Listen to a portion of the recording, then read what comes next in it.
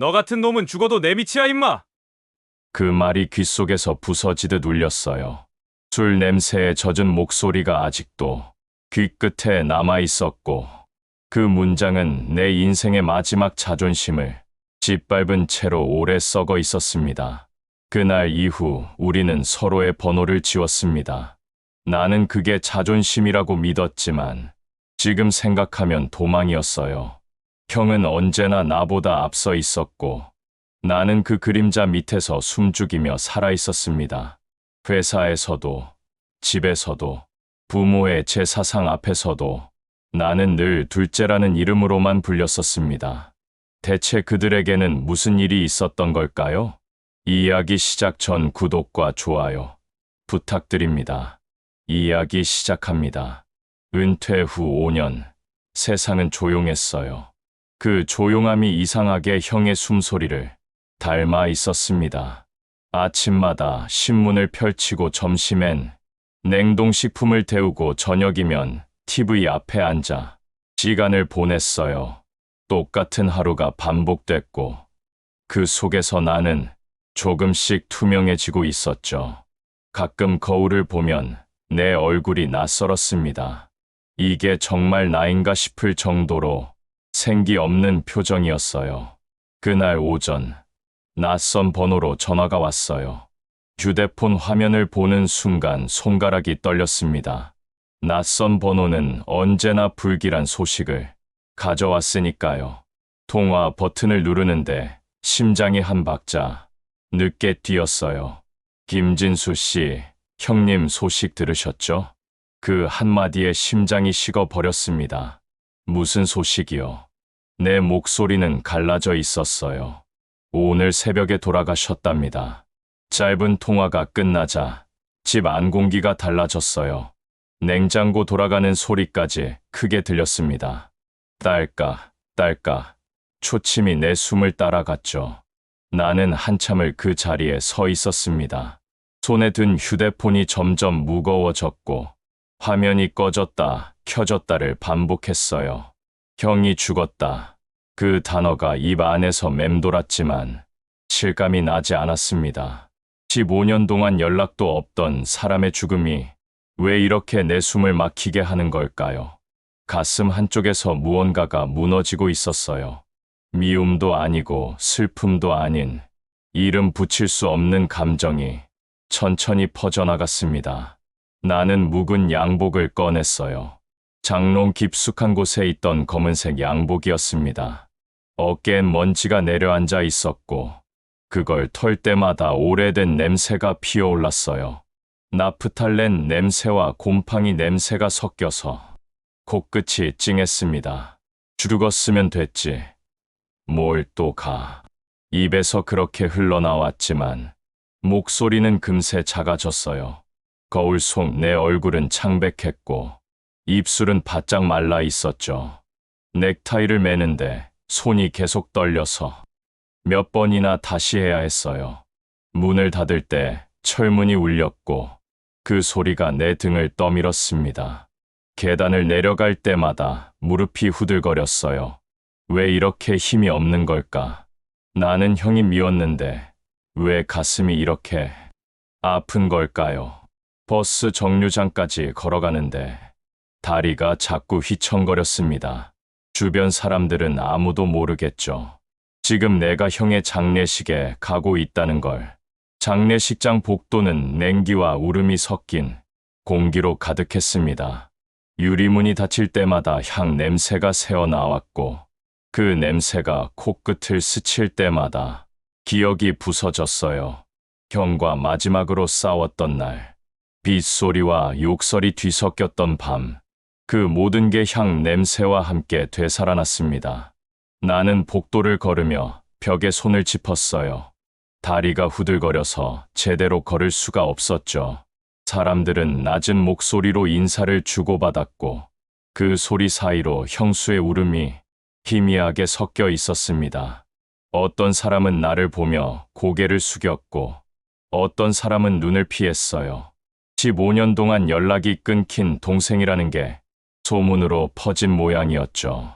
나는 그들 사이를 지나며 발소리가 너무 크게 들리는 것 같아서 발끝에 힘을 빼고 걸었습니다. 나는 조물록 앞에서 잠시 멈췄어요. 펜 끝이 종이 위에서 떨렸고 글씨가 번지듯 내 이름이 남았습니다. 김진수. 살아서는 벗어나고 싶었던 이름이었는데 이제 와서 그 글자 하나가 내 전부처럼 보였어요. 펜을 내려놓는데 손이 계속 떨렸습니다. 옆에 서 있던 사람이 괜찮으냐고 물었지만 나는 고개만 끄덕였어요. 영정 속형은 웃고 있었습니다. 오래된 사진이라 색이 바랬지만 그 미소만은 생생했어요. 나는 그 미소를 보다가 가슴 한쪽이 무너지는 걸 느꼈습니다. 형은 언제나 웃고 있었어요. 나를 가르칠 때도, 나를 혼낼 때도, 심지어 나를 욕할 때도 입꼬리는 살짝 올라가 있었죠. 그 웃음이 나를 더 화나게 했고 나는 그 웃음을 보며 수없이 주먹을 쥐어야 했습니다. 나는 향 한 개를 들었어요. 불꽃이 타며 손끝에 열이 닿았습니다.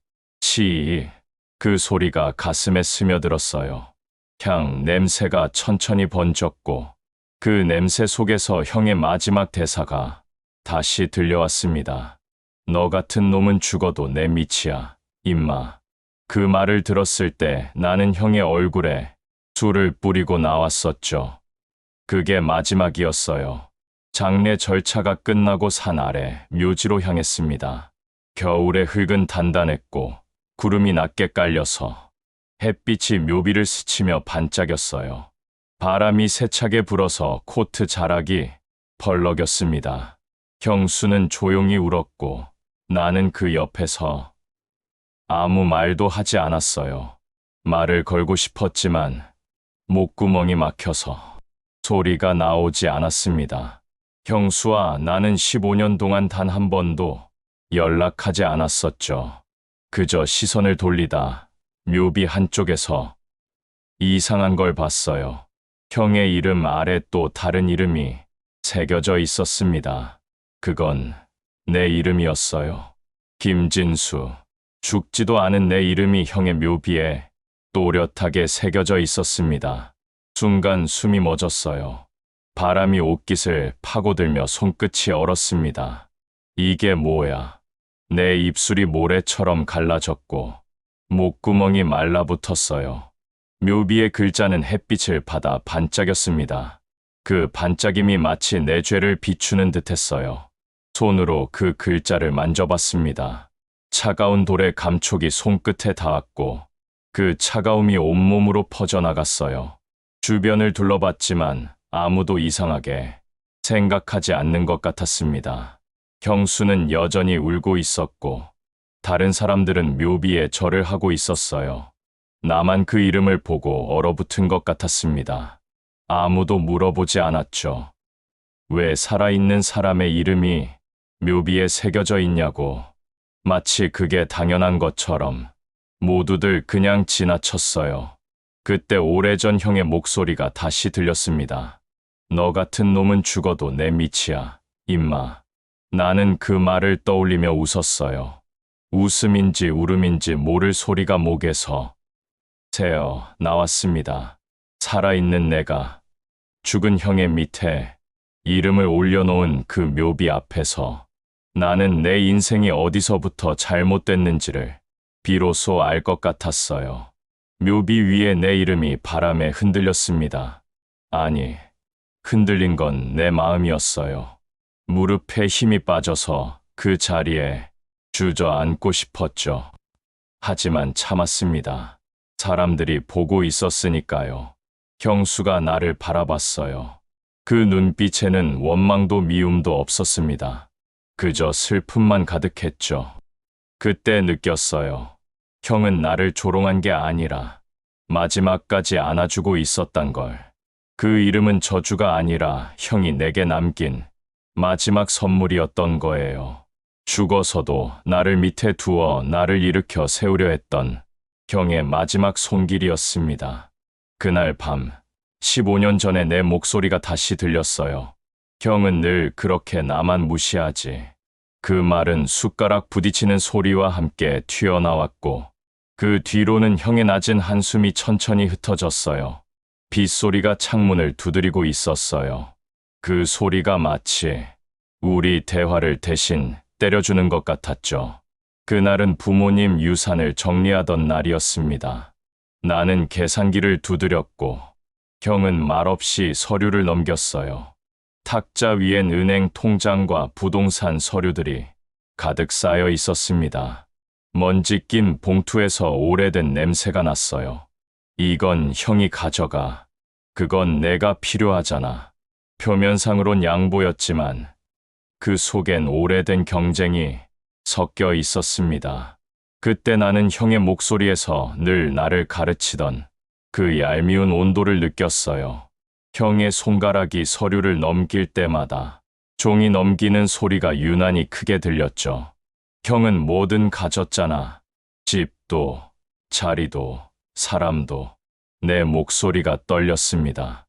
진수야, 그건 내가 그렇게 본 거야.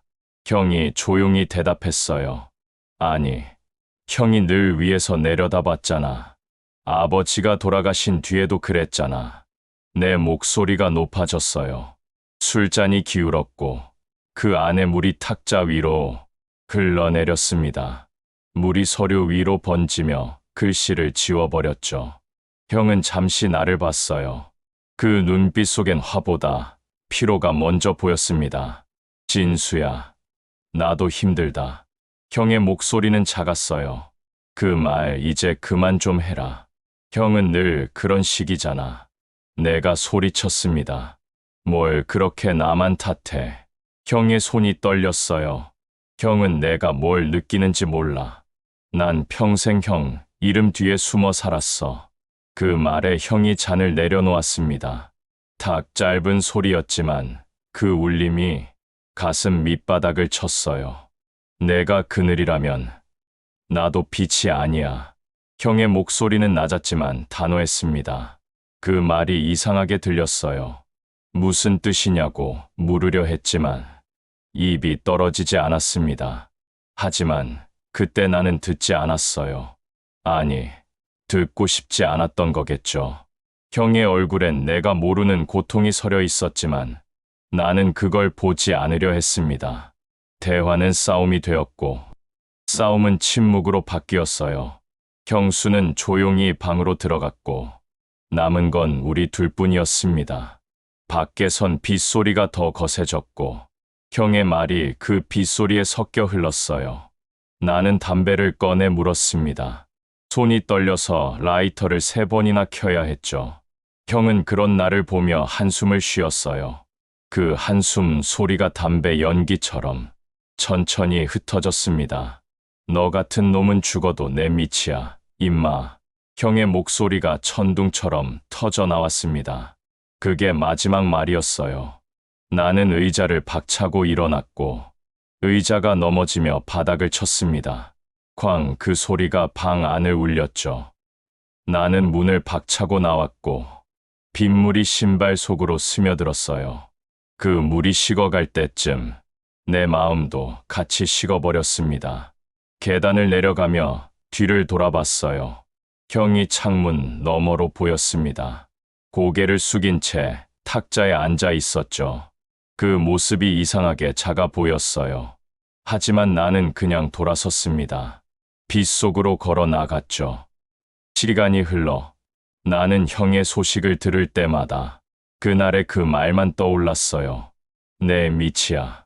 그 말이 조롱처럼 들렸지만 지금 생각하면 그 안엔 미안함이 섞여 있었던 것 같습니다. 그 말을 다시 듣고 싶은 적이 한 번도 없다고 생각했는데 이제는 그 목소리가 다시 들리지 않는 게 이상하게 허전했어요. 형이 떠난 뒤 나는 알았습니다. 그날 우리가 다투던 건 돈이 아니었어요. 누가 위였는지가 아니라 누가 더 외로웠는가의 싸움이었다는 걸. 그리고 그 싸움의 끝에는 항상 형의 침묵이 남아 있었습니다. 그 침묵 속에서 지금도 시계 초침이 천천히 돌아가는 소리가 들려요. 딸까, 딸까. 그 소리가 마치 형의 심장처럼 느껴졌습니다. 아직 꺼지지 않은 나를 향한 마지막 맥박처럼 빗소리가 귓가에 맴돌며 15년 전 그날 밤을 다시 불러왔어요. 그날의 빗소리와 오늘의 빗소리가 똑같다는 게 이상했습니다. 시간은 흘렀지만 내 안의 후회는 여전히 그 자리에 멈춰 있었죠. 장례가 끝나고 집으로 돌아오던 길, 겨울 공기가 어깨를 베듯 스며들었어요. 하늘은 잿빛이었고 버스 창문에 비친 내 얼굴이 낯설었습니다. 살아있는 사람의 얼굴이라기보다 무언가를 다 잃은 사람의 그림자 같았어요. 버스 안은 조용했고 사람들은 모두 고개를 숙이고 휴대폰만 보고 있었죠. 그 정적 속에서 나만 다른 세상에 있는 것 같았습니다. 형의 집에서 받아 온종이 상자가 무릎 위에 있었어요. 형의 유품이라는 글씨가 볼펜 자국처럼 희미하게 남아 있었습니다. 상자를 만지는데 손끝이 떨렸어요. 이 안에 뭐가 들어 있을까? 형의 비밀이, 형의 삶이, 형의 마지막 말이 들어 있을까요? 집에 도착하자마자 그 상자를 책상 위에 올려놨습니다. 열지 않고 며칠을 그대로 두었어요. 형의 냄새가 스며 있을까봐 그 냄새를 마주하기가 두려웠습니다. 상자를 볼 때마다 가슴이 답답했죠. 열어야 한다는 걸 알면서도 손이 움직이지 않았어요. 그 주의 마지막 날, 새벽까지 잠이 오지 않아서 결국 상자를 열었습니다. 테이프를 뜯는 소리가 고요한 밤 공기를 갈랐어요. 낡은 손목시계 하나, 군대 시절 사진 몇 장, 그리고 오래된 서류 봉투 하나가 들어 있었습니다. 손목시계는 멈춰 있었어요. 3시 42분에서 멈춘 채로 형이 마지막으로 시간을 확인했던 그 순간에 멈춰 있었던 거겠죠. 봉투에는 아무런 이름도 없었지만 왠지 내 손이 그걸 향하고 있었어요. 손끝이 떨렸습니다. 봉투를 열자 누런 종이와 작은 카세트 테이프가 나왔어요. 종이 위에는 삐뚤빼뚤한 글씨로 이렇게 적혀 있었습니다. 진수에게. 그 이름을 보는 순간 심장이 멈추는 듯 했어요. 손끝이 떨렸고 눈앞이 번졌습니다. 이게 뭘까? 형이 내게 남긴 마지막 편지일까? 나는 카세트를 테이프 플레이어에 넣었어요. 오래된 플레이어라 먼지가 쌓여 있었죠. 버튼을 누르자 철컥 소리가 났고 잠시 잡음이 섞인 뒤 형의 목소리가 흘러나왔습니다. 진수야, 이걸 듣는다면 아마 내가 먼저 떠난 모양이겠지. 목소리가 낮고 느렸어요. 마치 무언가를 억누르듯 한 한 눌러 말하고 있었습니다. 형의 목소리는 평소보다 작았고 숨소리가 섞여 있었어요. 그날 너한테 한 말, 기억하지? 내 미치라던 그 말, 그건 진심이 아니었다. 순간 숨이 막혔어요. 형의 목소리가 이어졌습니다. 그날 회사가 무너지고 아버지 병원비도 밀려서 나는 이미 아무것도 가진 게 없었어. 그래서 내가 나보다 나을까봐 겁이 났다. 그게 다야. 나는 항상 내가 부러웠다. 녹음기에서 잡음이 섞이며 칙 소리가 났어요. 그 소리가 유난히 커서 가슴이 덜컥 내려앉았습니다. 형은 숨을 깊이 들이쉬는 소리를 냈어요. 그 숨소리가 떨리고 있었습니다. 묘비에 내 이름을 새긴 건 혹시 내가 먼저 가면 내가 그 자리를 대신 봐주길 바랐기 때문이야. 내가 너 밑에 묻히면 너는 다시 일어나지 못할 것 같아서. 테이프는 거기서 끊겼어요. 딸깍하는 소리와 함께 정적이 방 안을 덮었습니다. 그 정적 속에서 나는 숨을 쉴 수가 없었어요. 눈앞이 하얗게 번졌고 손등 위로 눈물이 한 방울 떨어졌습니다. 그제야 알았어요. 그 욕 한마디가, 그 조롱의 말이 사실은 형이 내게 남긴 마지막 방어였다는 걸. 형은 나를 밀어낸 게 아니라 나를 살리려 했던 거예요. 자기가 무너지는 순간에도 나만은 무너지지 않기를 바랐던 겁니다. 나는 테이프를 멈추지 못했어요.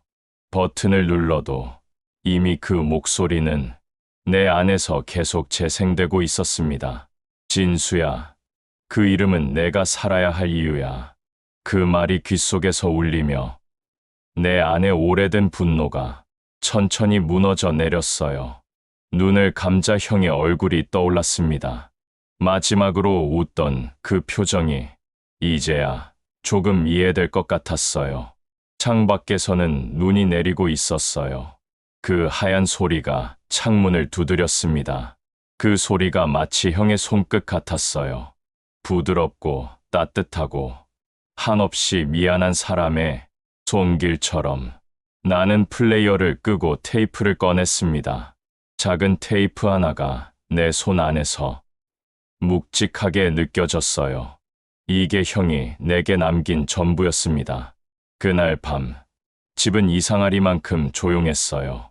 녹음기를 끄자 정적이 한꺼번에 밀려왔고 그 정적이 내 심장을 감쌌습니다. 방 안의 공기가 무겁게 가라앉았고 시계 초침 소리가 숨소리보다 더 크게 들렸어요. 딸까, 딸까. 그 소리가 마치 형의 심장 같았습니다. 이제는 멈췄을 심장. 나는 의자에 앉은 채 한참 동안 움직이지 못했어요. 몸은 그대로였지만 마음은 무너져 있었습니다. 머릿속에서 형의 목소리가 계속 흘러나왔어요. 진수야, 그 이름은 내가 살아야 할 이유야. 그 한 문장이 뇌 속 어딘가에서 맴돌다가 다시 가슴으로 내려와 불덩이처럼 남았습니다. 나는 손으로 얼굴을 감쌌어요. 눈물인지 땀인지 모를 무언가가 손바닥을 적셨고 그 온기가 이상하게 차가웠습니다. 형이 왜 그 말을 했는지, 왜 그렇게까지 날 밀어냈는지 이제야 조금 알 것 같았어요. 그 사람은 나보다 먼저 무너졌던 거예요. 나는 그걸 모르고 그 무너짐을 욕처럼 받아쳤습니다. 내 미치야. 그 말이 조롱이 아니라 구조 신호였다는 걸 이제야 알아버린 거예요. 형은 바다에 빠진 사람처럼 손을 내밀었지만 나는 그 손을 외면했던 겁니다. 나는 자리에서 일어나 녹음기를 바라봤어요. 그 작고 낡은 기계가 내 인생의 마지막 교훈처럼 보였습니다. 손끝으로 버튼을 한 번 더 눌러봤어요. 하지만 소리는 나오지 않았습니다. 배터리가 닿은 건지, 형의 말이 닿은 건지 몰랐어요. 녹음기의 침묵이 형의 침묵처럼 느껴졌죠. 거실 불빛이 노랗게 흔들렸어요. 그 빛 아래서 먼지가 떠다녔습니다. 그 작은 먼지 하나하나가 마치 내 인생의 시간 조각 같았어요. 가볍고 하찮고 손으로 쥘 수 없을 만큼 흩어져 있었습니다. 그때 문득 형의 장례식장에서 봤던 묘비가 떠올랐어요.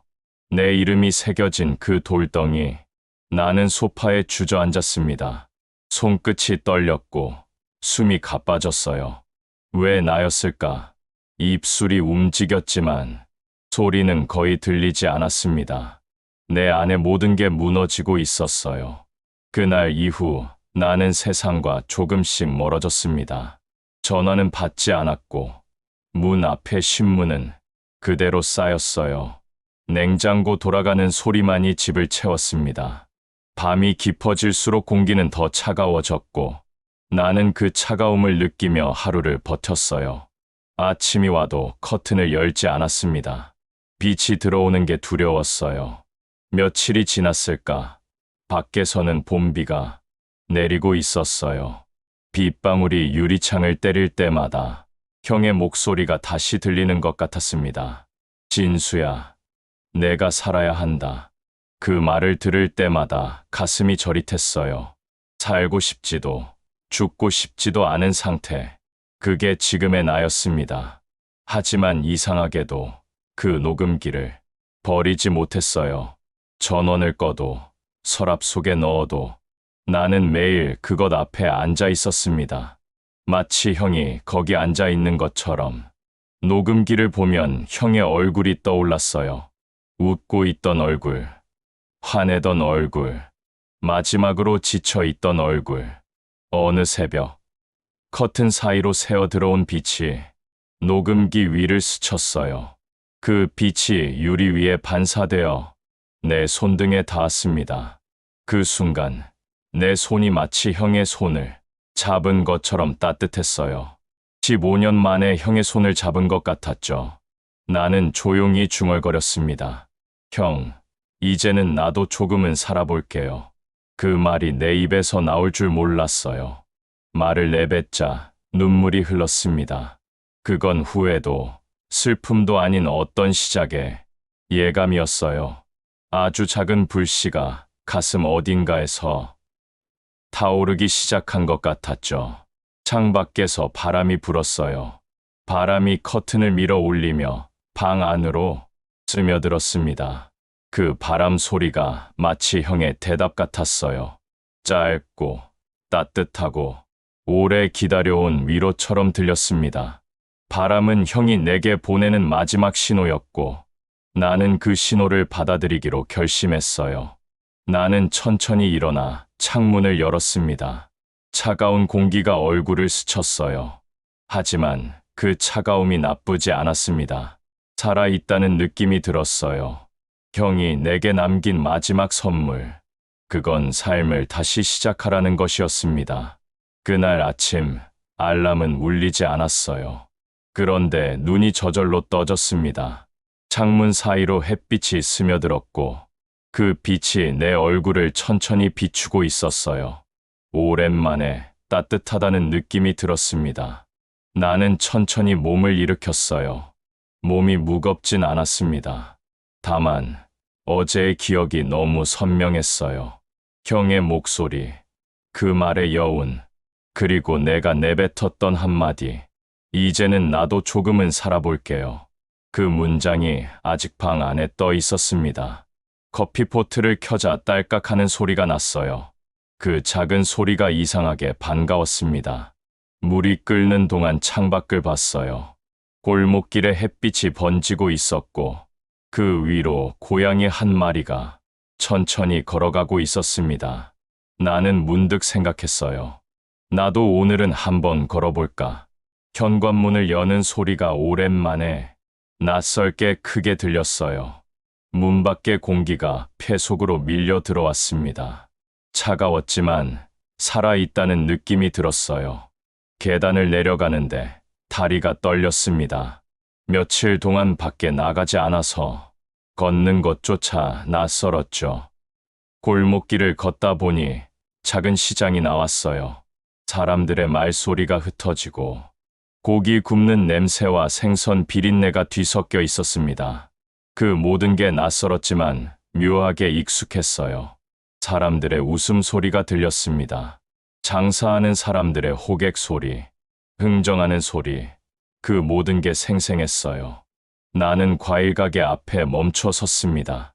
귤이 산처럼 쌓여 있었어요. 그 색깔이 참 밝았습니다. 햇빛을 받아 반짝이는 귤 껍질이 마치 작은 태양처럼 보였죠. 사장님, 귤 한 봉지 얼마예요? 내 목소리가 오랜만에 세상에 닿았어요. 가게 주인이 나를 보며 웃었습니다. 요즘 보기 힘든 얼굴인데요. 처음 뵙네요. 나는 웃으려 했지만 입술이 어색하게 떨렸어요. 그냥 좀 나와봤어요. 잘했어요. 사람은 바람 좀 쐬어야 살죠. 그 말이 별것 아닌 대화였는데 이상하게 마음 깊은 곳이 울렸습니다. 귤 봉지를 들고 시장을 나오는데 길 모퉁이에서 누군가와 부딪혔어요. 봉지가 터지며 귤이 굴러갔습니다. 죄송합니다. 상대는 허리를 굽혀 귤을 주워줬어요. 아니에요. 제가 정신이 없었네요. 그 사람은 흰머리가 많은 노인이었습니다. 그의 손등이 내 손에 닿았는데 놀라울 만큼 따뜻했어요. 당신 손이 참 따뜻하네요. 내가 먼저 말했습니다. 그 노인은 미소를 지었어요.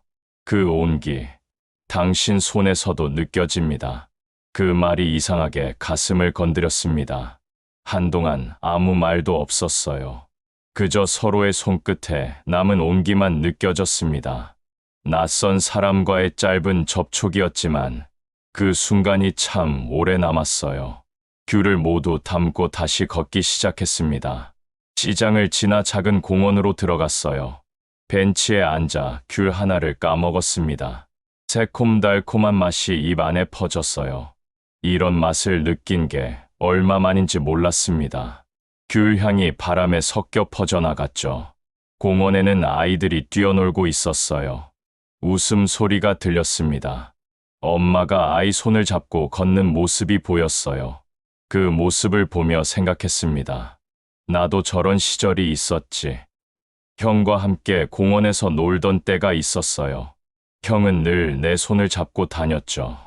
집으로 돌아오는 길, 귤 향이 봉지 사이로 새어나왔어요. 그 향이 바람에 섞여 코끝을 간지렸습니다. 나는 괜히 미소를 지었어요. 그건 진짜 오랜만의 웃음이었습니다. 입꼬리가 올라가는 게 어색했지만 나쁘지 않았어요. 문을 열자 거실에 놓인 녹음기가 보였어요. 그 위로 햇빛이 내려앉아 있었습니다. 나는 그 옆에 귤 하나를 올려놨어요. 마치 형에게 건네는 선물처럼. 형, 나 오늘 밖에 나갔다 왔어요. 그 말을 하자 정말로 형이 곁에 있는 것 같았습니다.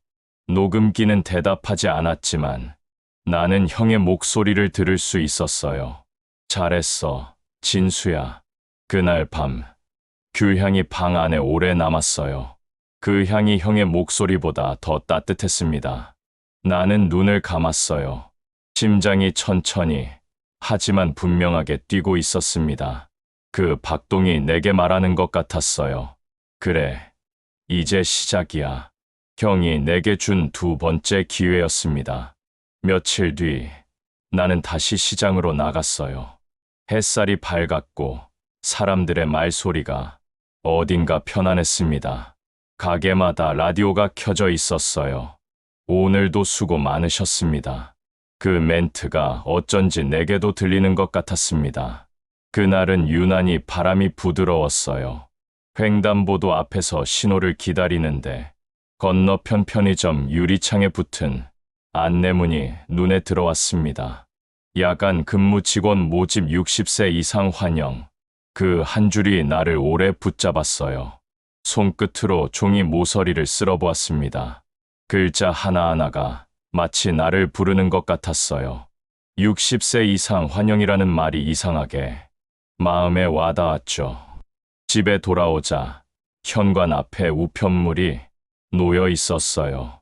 보내는 사람은 아들이었습니다.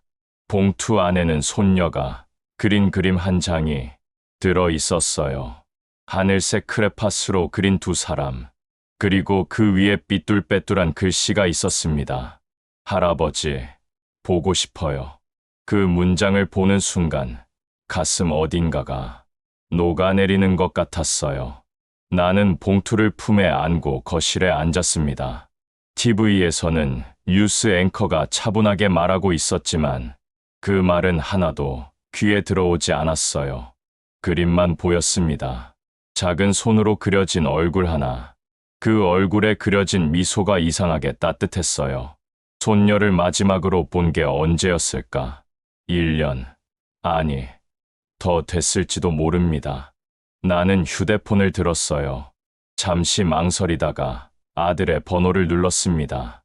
신호음이 3번 울린 후 연결됐어요. 아버지, 오랜만이네요. 아들의 목소리는 조심스러웠습니다. 그래, 잘 지내냐? 예. 아버지는요? 그럭저럭. 요즘은 좀 나아졌다. 그 말이 나오자마자 목이 메었어요. 손녀가 할아버지 생각 많이 해요. 편지 잘 받으셨죠? 응, 받았다. 고맙다. 내 목소리가 떨렸습니다. 아버지, 형님도 보고 싶을 거예요. 그 말이 수화기 너머로 조용히 흘러나왔어요. 순간 숨이 멎었습니다. 형님도 보고 싶을 거예요.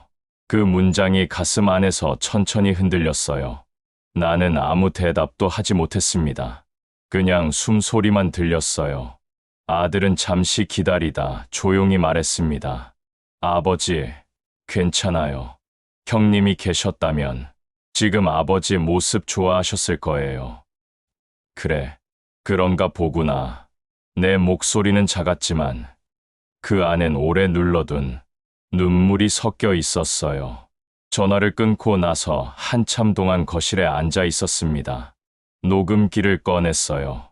형의 목소리를 다시 듣고 싶었지만 이번엔 플레이 버튼을 누르지 않았습니다. 대신 그 위에 손을 얹었어요. 형, 이제 나 조금씩 나아가 볼게요. 그 말이 내 입에서 조용히 흘러나왔습니다. 다음 날, 나는 편의점 앞을 다시 찾았어요. 유리문을 열자 냉장고에 윙하는 소리가 들렸습니다. 사장이 내 얼굴을 보며 말했어요. 야간 근무, 아직 하실 분 찾고 있어요. 가능하세요? 나는 천천히 고개를 끄덕였습니다. 예, 조용한 시간이 좋을 것 같아요. 그 말이 입 밖으로 나올 때 이상하게 형의 묘비가 떠올랐어요. 이제야 알겠습니다. 내 이름이 거기 새겨졌던 이유를. 죽음의 예고가 아니라 다시 살아보라는 유언이었어요. 사장은 간단한 설명을 해줬습니다. 야간 근무는 밤 11시부터 아침 7시까지였고 주로 물건 정리와 손님 응대가 일이었죠. 어렵지 않을 거예요. 천천히 배우시면 됩니다. 나는 고개를 끄덕였어요. 언제부터 시작할까요? 내일부터 가능하세요? 나는 잠시 망설였습니다. 내일부터 새로운 시작. 좋습니다. 그날 밤, 편의점 불빛 아래에서 내 그림자가 바닥에 길게 드리워졌어요. 그 그림자를 보며 나는 생각했습니다. 이제는 형의 그림자에서 걸어 나가야겠다. 하지만 동시에 형을 잊지 않겠다는 다짐도 했어요. 유리문 너머로 별이 떠 있었어요. 그 빛이 내 얼굴에 닿았습니다. 그 순간 내 안에서 조용히 무언가가 깨어났어요. 이제 나는 형의 밑이 아니라 내 삶의 주인으로 서야 한다는 걸. 형이 묘비에 내 이름을 새긴 건 나를 누르기 위함이 아니라 나를 일으켜 세우기 위함이었습니다. 야간 근무 첫날이었어요. 편의점 안은 조용했고 냉장고 돌아가는 소리가 유난히 크게 들렸습니다. 상품 진열대를 정리하면서 문득 생각했어요. 이 시간, 형은 늘 깨어 있었겠지. 회사 마감, 거래처 전화, 사람들의 부탁. 그는 언제나 무언가를 책임지느라 늦게까지 깨어 있었습니다. 그때는 몰랐어요. 그게 얼마나 외로운 일이었는지. 자정이 조금 넘어 한 남자가 들어왔어요. 검은 모자를 쓴 중년이었습니다. 그는 커피 2캔을 계산대 위에 올려놓았어요. 이거 따뜻하게 해주세요. 목소리가 낮고 조심스러웠습니다. 내가 캔을 전자레인지에 넣는 동안 그는 유리창 너머를 보고 있었어요. 혹시 여기 전에 김철수 씨라는 분 아셨나요? 나는 손을 멈췄습니다. 그 이름, 혹시 형님 이름인데요. 그의 눈이 잠시 흔들렸어요. 그럼 당신이 진수 씨? 순간 숨이 멎었습니다. 그는 깊게 한숨을 내쉬었어요. 형님이 생전에 자주 말했어요. 진수는 마음이 고운 사람이라고. 말은 그렇게 안 했지만 늘 자랑스러워했어요. 나는 아무 말도 하지 못했습니다. 가슴이 점점 조여왔어요. 형님이 마지막에 저한테 이런 말을 남겼어요. 그는 주머니에서 낡은 종이 쪽지를 꺼냈습니다. 그 종이는 오래돼서 구겨져 있었어요. 진수한테 전해줘. 나는 미안했고 그 애가 없었다면 나는 더 외로웠을 거야. 순간 그 문장을 읽는 소리가 형의 목소리로 겹쳐 들렸어요. 머릿속이 하얘졌고 손끝이 떨렸습니다. 그 쪽지 언제 받으신 거예요? 형님이 세상 떠나기 한 달 전쯤이에요. 그때 이미 병이 많이 진행돼 있었어요. 나는 입술을 깨물었습니다. 나한테는 왜 아무 말도 안 했을까요? 그 남자는 조용히 미소를 지었어요. 당신이 울까봐요. 형님은 그런 사람이었어요. 힘들어도 미안해도 끝까지 안 보이려 했죠. 말이 끝나자 편의점 안이 잠시 고요해졌습니다. 냉장고 소리만 귓가에 울렸어요. 나는 계산대에 손을 짚었습니다. 눈물이 천천히 흘러내렸어요. 그는 내게 커피 캔 하나를 건넸습니다. 이건 형님 몫이에요. 그분이 늘 밤에 커피 2개를 사서 하나는 비워둔다 했거든요. 언젠가 동생이 오면 같이 마시겠다고. 그 말이 끝나는 순간 내 가슴 안에 있던 무언가가 터졌어요. 나는 그 자리에 앉아 울었습니다. 소리 없는 울음이었지만 그 울음 속에는 수십 년의 미움과 후회가 섞여 있었어요. 형은 15년 동안 나를 기다렸던 거예요. 밤마다 편의점에 들러 커피 2개를 사고 하나는 비워두고 언젠가 내가 올 거라 믿었던 거죠. 하지만 나는 오지 않았고 형은 혼자 그 커피를 바라보며 밤을 보냈을 겁니다. 그 남자는 조용히 계산대 옆에 쪽지를 내려놓고 말했어요. 형님이 말하더군요. 자기 인생에서 제일 고마운 사람은 항상 진수였다고. 나는 고개를 숙였습니다. 눈물이 계산대 위로 떨어졌어요. 그는 커피 2캔 중 하나를 내게 남기고 나갔어요. 문이 닫히며 바람이 들어왔습니다. 바람에 쪽지가 살짝 흔들렸어요. 나는 그 쪽지를 2 손으로 붙잡았습니다. 글씨가 번져 있었지만 그 번짐이 오히려 형의 체온처럼 느껴졌어요. 나는 조용히 캔 커피 하나를 열었어요. 김이 올라오며 달콤한 향이 퍼졌습니다. 그 향 속에서 형의 웃음소리가 들리는 것 같았어요. 형, 나 이제 괜찮아요. 입술이 떨렸지만 목소리는 분명했습니다. 형이 나를 미치라고 했던 그 말, 이제 이해했어요. 그건 나를 밟으려던 말이 아니라 일어서게 하려던 말이었네요. 창밖에는 새벽이 오고 있었어요. 어둠이 걷히고 편의점 유리창에 내 얼굴이 비쳤습니다. 그 얼굴은 예전보다 조금 밝았어요. 나는 그 얼굴을 보며 중얼거렸습니다. 이제는 나도 내 이름으로 살아볼게요. 커피 캔을 들고 밖을 바라봤어요. 하늘이 조금씩 밝아지고 있었습니다. 새벽의 공기는 차가웠지만 맑았어요. 그 맑음 속에 형이 숨 쉬고 있는 것 같았습니다. 형은 떠났지만 형의 사랑은 여전히 내 곁에 남아 있었어요. 커피 향이 편의점 안을 가득 채웠고 그 향기는 형이 내게 남긴 마지막 선물이었습니다. 봄이 다시 돌아왔습니다. 눈 대신 바람이 내렸어요. 그 바람은 묘하게 따뜻했고 한동안 잊고 있던 냄새가 섞여 있었어요. 꽃향기와 풀냄새가 코끝을 간지렸습니다. 나는 검은 코트를 입고 산 아래 길을 걸었어요. 형의 묘소로 가는 길이었습니다. 풀잎 사이로 새소리가 들렸어요. 그 소리가 어쩐지 낯설지 않았습니다. 언제부턴가 나는 모든 소리를 두려워하지 않게 되었어요. 형의 목소리와 닮은 바람이 불었고 그 바람에 내 눈이 잠시 젖었습니다. 하지만 이번엔 슬픔이 아니었어요. 그리움이었죠. 묘비는 여전히 그 자리에 있었어요. 그 돌 위에 내 이름도 여전히 선명했습니다. 나는 천천히 손끝으로 그 이름을 쓸어내렸어요. 이제는 그 글자가 무섭지 않았습니다. 오히려 그 글자가 나를 살게 한 듯했어요. 형이 내게 새겨준 2번째 삶이었죠. 묘비 앞에 커피 캔 2개를 올려놨어요. 하나는 형의 목, 하나는 내 몫이었습니다. 형, 이제 그 밑에서 편히 쉬어요. 그 말이 입 밖으로 나올 때 햇살이 묘비 위를 스쳤어요. 그 빛이 커피 캔을 비추었고 캔 안에서 김이 천천히 피어올랐습니다. 나는 그 김을 바라보다가 작게 미소를 지었어요. 형, 나 이제 괜찮아요. 정말로. 그 말이 묘비 위로 흩어졌습니다. 바람이 불었고 그 바람이 마치 대답처럼 느껴졌어요. 짧고 따뜻하고 그 사람다운 대답이었습니다. 주머니에서 손녀가 그려준 그림을 꺼냈어요.